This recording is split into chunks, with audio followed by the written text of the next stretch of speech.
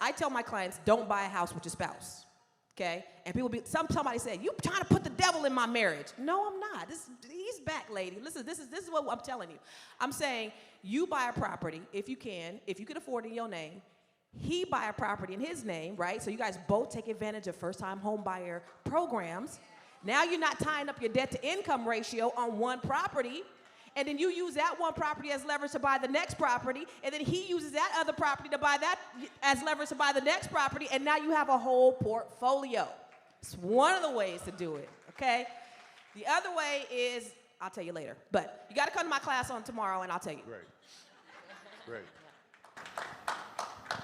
Yeah, well, she said that we call that divide and conquer, and I did that as well. I went and got my property, then my girl went and got her property, and she got her property again. And we didn't go in neighborhoods that we didn't want to live in. I got a property in Oak Park, if you're familiar with Chicago, and then she got one in Bucktown. And these are 0.8% interest rate in Bucktown on $1 million property. And just, there are so many different ways out here and different opportunities out here for you. And you're in the right rooms to get the information. The thing is, once you get the information, go out and take the action to, you know what I mean, make it real in your life to see if it's real. Don't just listen to us up here talking and telling you, oh, we did this or you can do this. Like, go out and see if it's real yourself. And that's exactly what I did. Somebody gave me the information, and I went out and I did my due diligence. I did my research. I looked into all of the other loans that were available, FHA, NACA, everything that, you know, I could qualify for. And it just made the most sense for me because, again, in our communities, we don't have people that are willing to, you know what I mean, hold our hand, walk us through the process. Most times, if you go try to qualify for a loan, they'll give you a denial letter. The program that I went through, they never denied me. They just told me, hey, look, you're not ready yet. Here's a checklist of things to do. When you have these things checked off, come back. And like I said, it was probably the best decision I ever made because in addition to real estate, that first property and that second property has allowed me to become a public speaker.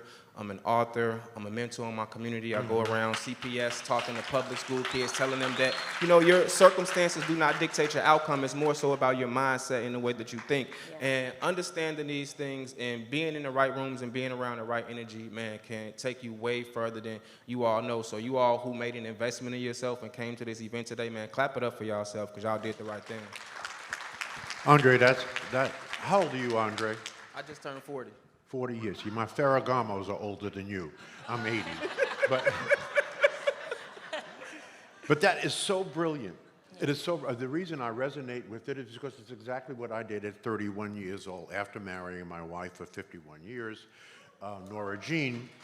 I got her to agree that the first investment we would pool our money, because she was working and I was working, pool our money and we would buy real estate, and because we were living in my apartment right after we got married, and we moved out of the apartment and we bought the cheapest house in the best neighborhood that we could afford, right? It was sort of a fixer-upper, and we fixed it up and it was nice. And next door to us was a Polish guy, real nice guy, and he owned a ton of property in the hood, in the Buckeye area of Cleveland. If you know anything about Cleveland, you know the Buckeye area, right? Now, back then, this is back in the day, this is in the 70s, the Buckeye area was a Polish and Slavic area, right?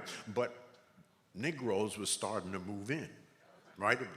They were starting to move in, so they started to move out. Right?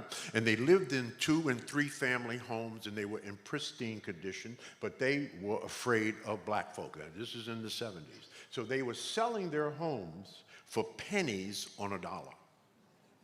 I bought 7 2- and 3-family homes. I don't think I paid more than $12,000 for any of those homes, okay? 7 of them in a row on one block, 124th, right off of Buckeye Road.